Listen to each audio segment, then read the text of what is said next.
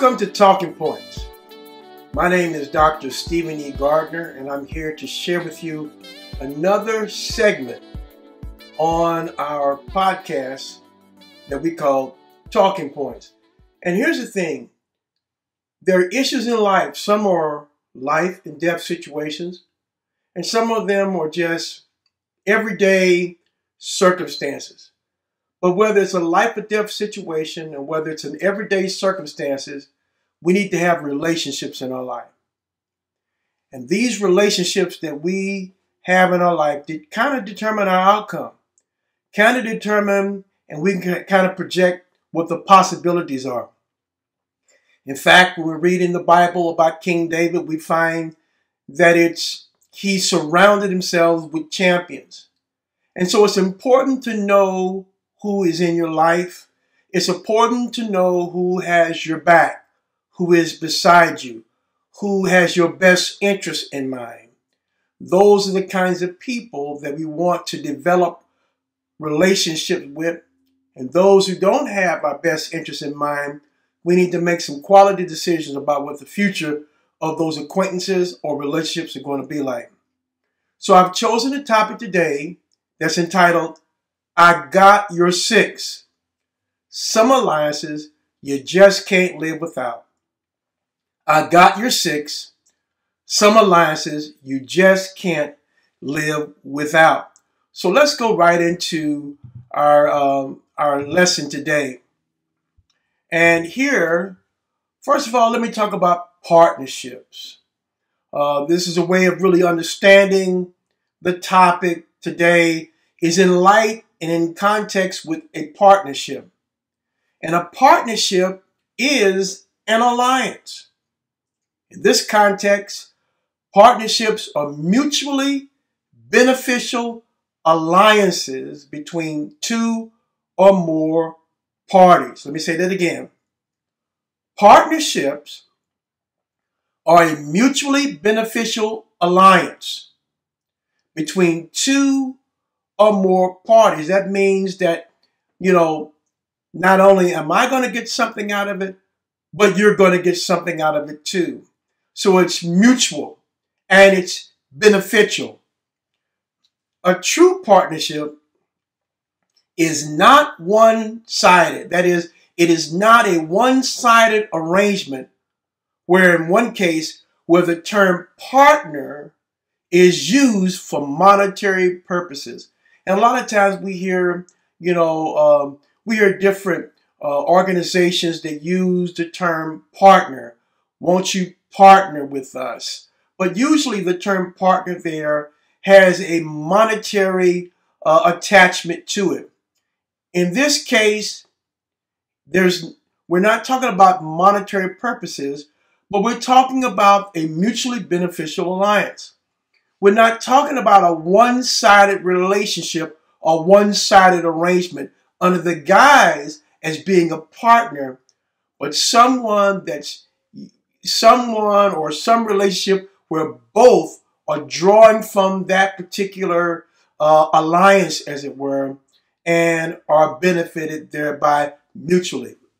A real partnership is a mutually altruistic act where both parties walk out winners. A real partnership is a mutually altruistic act where both parties walk out winners. When we use the term mutually altruistic, altruism is a word that has to do, that's very common in benevolence, it's very common in self-sacrificing, it's very common in seeking out the best interest and the best good for someone other than yourself.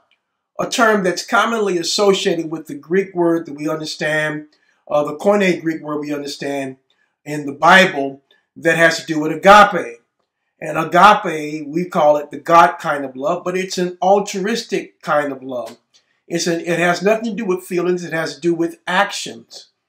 And so a real partnership is a mutually altruistic act. It's an action where both parties walk out winners. It's not just where someone's a winner and someone's a loser. It's where both parties, in the end, the ultimate outcome is that both parties walk out on the other side of this matter, on the other side of this engagement as winners.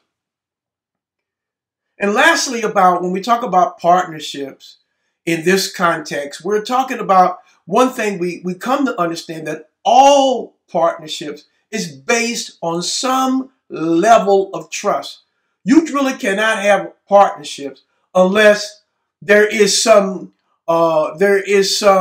agreement, or there is something at the very basis of it that's understood and realized as trust. And if that trust is breached, so in many cases that alliance and that a partnership is also in jeopardy. So all partnerships are based on some level of trust. Well, let's get to the topic today. And now that we have a little context about where I'm going with it, when I'm discussing and I'm putting forth the idea of I got your six, most of us that have been in the military understand what that means. Most of us that have been in some form of law enforcement understand what that means. So let's get to the bottom of what is meant by I got your six. Where did it originate? Well, as I said, in the military, got your six means I got your back. You know, you tell somebody that you're running with, I got your back, I got you covered. You want to have those kind of alliances in your life where you can really count on the next party really having your back. Vice versa, because it's mutual, can they really count on you as having their back? Do you have their six? Now this saying, I got your six, originated with World War I fighter pilots referencing to the rear of an airplane as a 6 o'clock position. So I want you to just picture for a clock, for example. And at the center of the clock face, picture yourself in the center of the clock face. And the area directly in front of you, that's your 12. And the area that's directly behind you, that's your 6. So on the battlefield, your 6 is most vulnerable. Because when you're looking at your 12, even with peripheral vision, you're able to see a wide circumference. You're able to see at least 180 from north, northeast to north, northwest, and you'd be able to capture on the west and on the east part of your peripheral view. But what you can't see is your south, your southwest, your south, and your southeast. That circumference, that 180-degree circumference back there captures or encapsulates your 6. So, but specifically directly behind you, that's your 6. And you want somebody that's not only got your back, but also has that wide angle that captures what you can't see. You want people in your life that can see what you can't see. And people want those kind of individuals in their life that can see what they can't see. Those are valuable, they're mutual beneficial, and those can be lifelong lasting. So on the battlefield, as I said before, it's your most vulnerable. So when someone tells you that they've got your 6, obviously it means that they have your back. By extension, that person that person expects you to have their back as well. So got your 6 is a ubiquitous term in the military that also highlights the way military members look out for each other. That's why, in the Army, they have a buddy system. Even when I went in the military, I went in on a buddy plan. Or when you go through training, you have a buddy. You have someone that you can work together with, someone that that covers your areas of vulnerability, someone that also holds you accountable. And you want to have those kind of relationships in life, those kind of alliances to where you can count on that person, even in your most vulnerable points, to really have you covered. And vice versa. Can they expect you to cover their areas of vulnerability and have your back, or rather, get and got your six? Some alliances you just can't live without, but you can best believe there are some that you can do without. Let's talk about this a little bit. Let's put a negative face on those alliances that you most certainly can do without. Backstabbers. Y'all remember back in the 70s, some of you that remember those years, for those who are 80s and 90s, you may not know the song, but it was, backstabbers, always trying to get your place, backstabbers, And so the idea is that there are people who pretend to be your friend, but then betrays you. That's a backstabber. Even in Jesus's among his 12 apostles, mind you, 12 apostles, 12 ministry leaders that we would call them today. One of those ministry leaders was one that pretended to be his friend and then set out to betray him. And we know that to be Judas.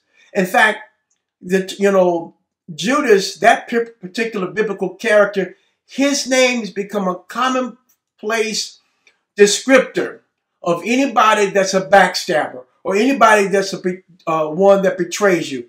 He is considered a Judas. A backstabber is also someone who pretends to be your friend, becomes close to you, and then leads you to believe that you're best of friends. Guess what? Until the truth eventually surfaces. A backstabber attacks another deceitfully behind his or her back. Don't you just wish that someone, if they have something to say negative about you, wouldn't you have more respect for that person? That they come and tell you to your face about what they think, about what they feel, or what opinion that they have of you? You have less regard for an individual that doesn't have the courage to stand in front of your face and tell you what they think of you. Now, whether and you can respect a person for that, because at least they're being open and honest and upfront about how they feel. And then you can decide at that point on whether or not there's some resolve that can be brought to where you guys can work together. But it's very difficult to have any kind of resolution with a person who stabs you in the back. You don't know if you can really trust them or not, or at least they've led you to feel like that there's someone that you can count on, someone that's there, someone that's got your six. Obviously, it is these kind of alliances that you can live without. Nobody wants a backstabber. And if a person does backstab you, they have breached your trust, and it's hard to rebuild those bridges. They're possible, but I'm telling you, moving forward is very careful, and those relationships are very suspect until that person can prove once again that they are worthy of your alliance.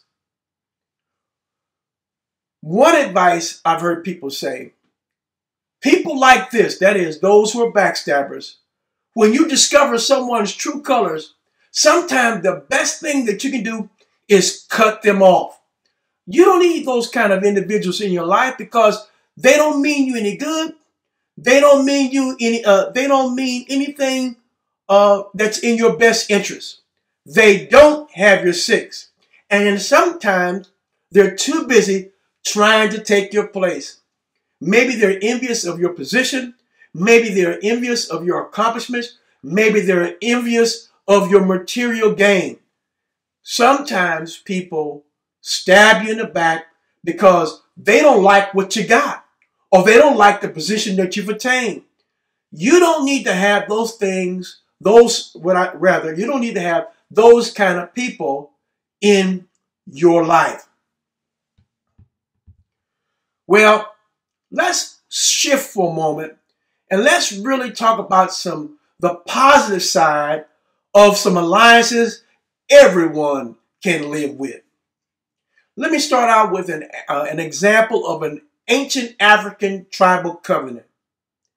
It is said that when a weaker tribe had the common enemy of a stronger tribe, the weaker tribe would enter into an alliance with the stronger tribe. And in that case, it would be mutually benefited for both. The stronger tribe can gain from the contribution of the weaker tribe, and the weaker tribe can gain from the contribution of the stronger tribe. So both are going to come out winners.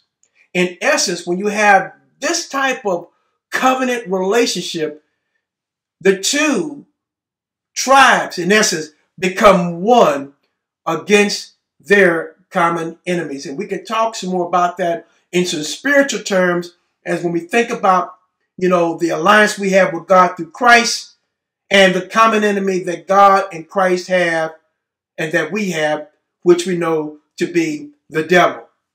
We can talk about that, but we'll get to that a little bit later. But we want to try to understand this, in some very social and very practical ways, how people do that. They in the ancient world, they would cut these covenants because they become one, but they would actually, shed blood, on their hands and on their wrists and whatever the case it might be, so that they would show that their bond, is solid. Their bond is mutually beneficial for each other. They were basically saying, I got your six and you have mine. Another way of looking at alliances that we can live with, we can go to the book of 1 Samuel chapter 18, verses 1 through 4. And there we find, this is, shortly after David had killed Goliath. And let me read this from the Bible, as it were, so that we can have a better context upon what's being said here. So in 1 Samuel, let's go there, chapter 18, and I'm going to read from the King James Version, and those who have that can kind of read along with me. But there are some things here we can really dote upon today, I think, that kind of informs how we can see some vantage points out of a good, positive covenant relationship. And in verse 1 of 18th chapter of 1 Samuel, and it came to pass, when he had made an end of speaking unto Saul, the soul of Jonathan was knit with the soul of David, and he loved him as his own soul. And Saul took him that day and would not let him go no more home to his father's house. Then Jonathan and David made a covenant because he loved him as his own soul. And Jonathan stripped himself of the robe that was upon him and gave it to David, and his garments, even to his sword and his bow and to his girdle. And so the comment here we find here on this slide, it says the soul of Jonathan was knit with the soul of David. The soul of Jonathan was knit with the soul of David. And so let's begin to unpack the idea that surrounds that. And the reason for this, the reason why Jonathan really took to David, and you could probably imply some other things there, but one of the most obvious things, David had just got finished slewing the Philistine. David did not need Saul's armor. David utilized what he was already familiar with. David had a remembrance of how the Lord was with him when he slew the lion and the bear.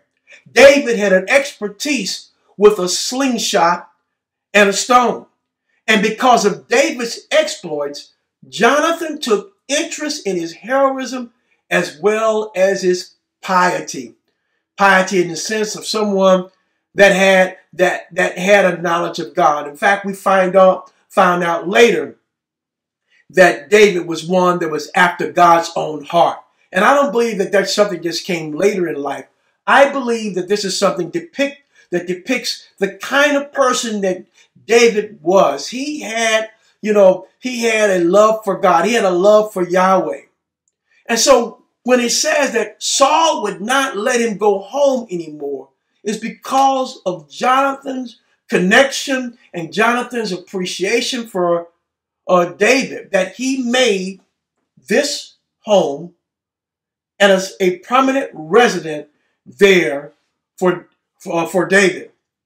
Then Jonathan and David made a covenant. Now back then, such covenants of brotherhood are frequent in the East. They are ratified by certain ceremonies and in the presence of witnesses. That the persons covenanting will be sworn brothers for life. Now, we don't even think about that in terms of a covenant. Most of the time here in our society, we understand contract. But covenant takes on a much more,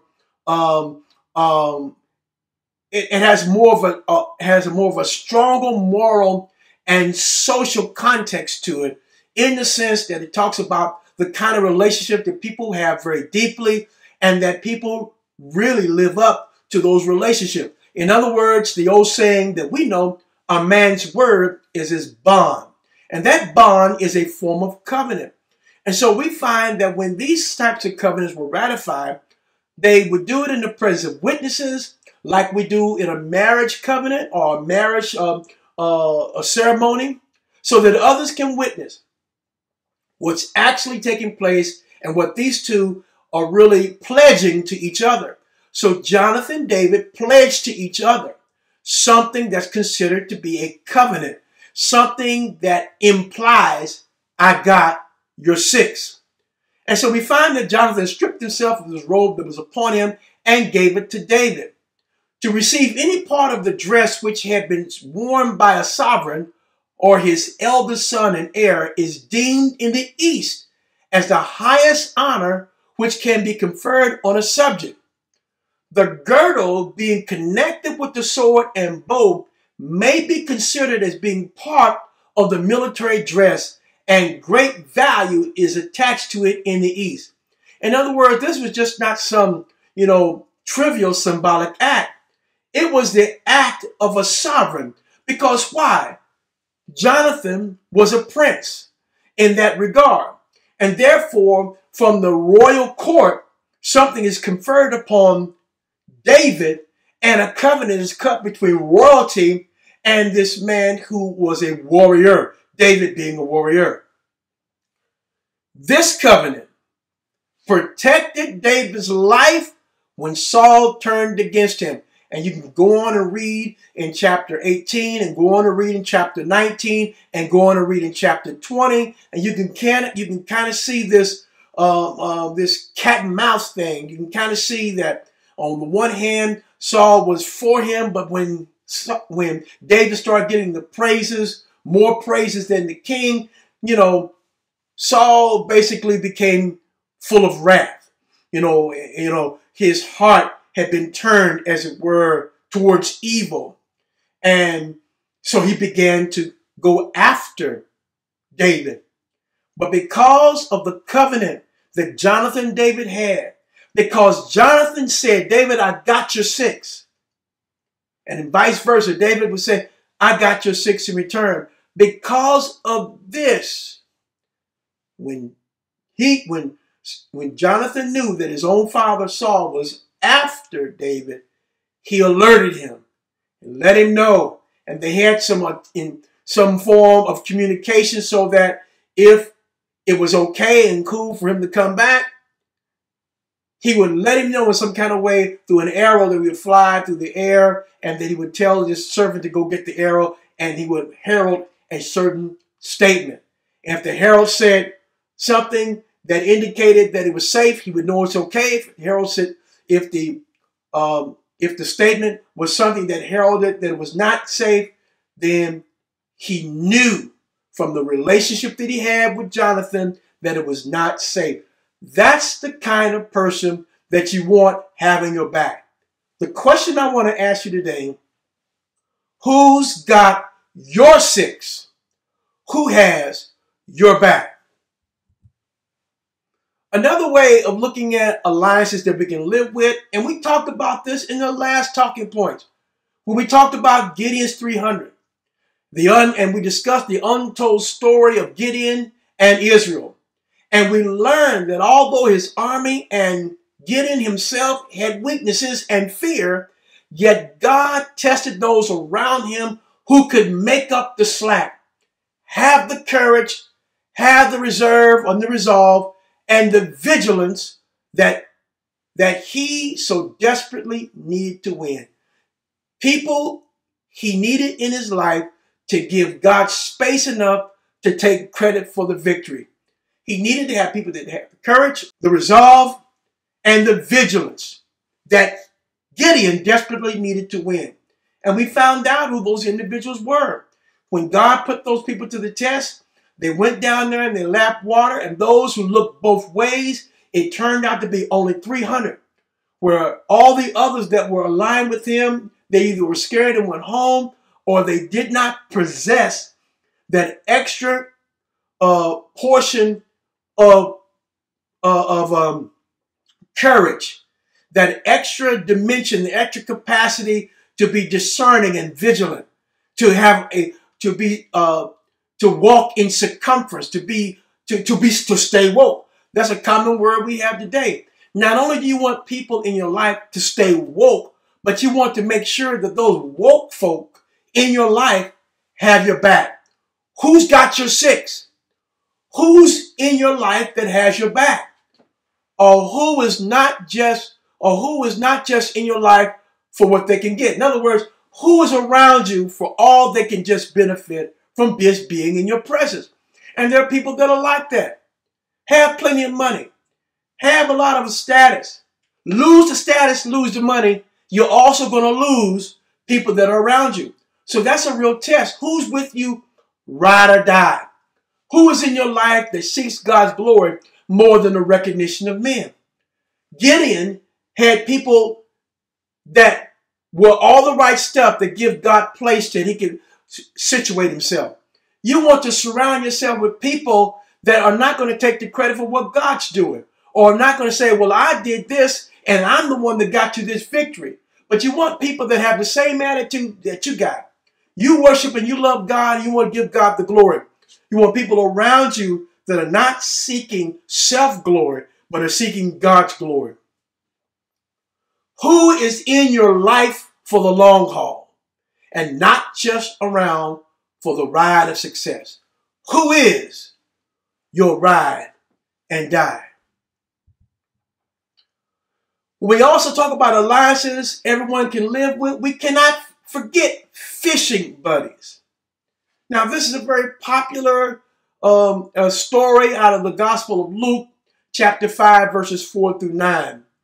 And it says this: when he had finished speaking, he said to Simon, "Put out into deep water and let down your nets for a catch." So Simon answered, "Master, we have worked all night, but caught nothing. Yet if you say so, I will let down the nets." When they had done this, they caught so many fish that their nets were beginning to break.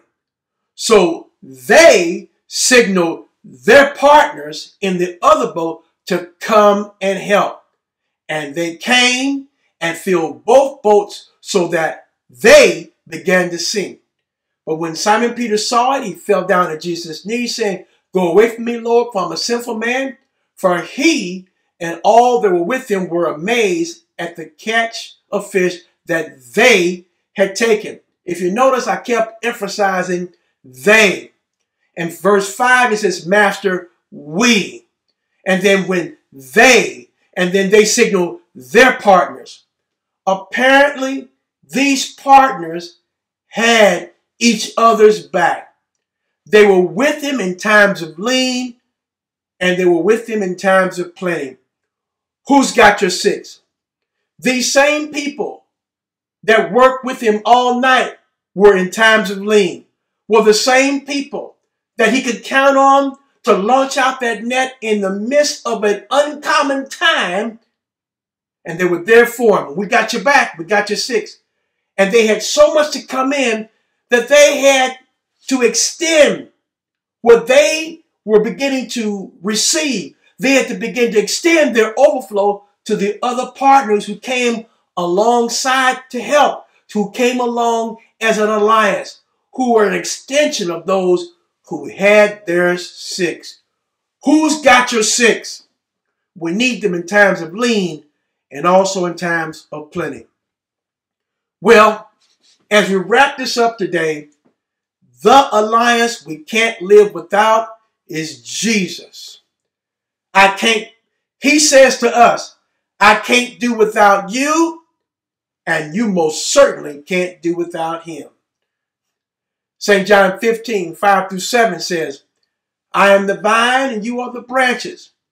Those who abide in me and I in them bear much fruit, because apart from me, you can do nothing.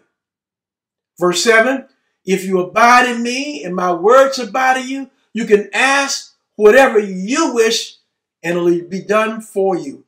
So we can see here that Jesus makes it very clear, you can't do without him.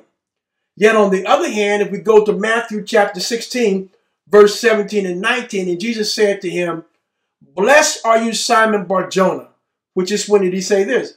He said this after he said, you're the Christ, the Son of the living God. Jesus said, flesh and blood has not revealed this to you, but my Father in heaven.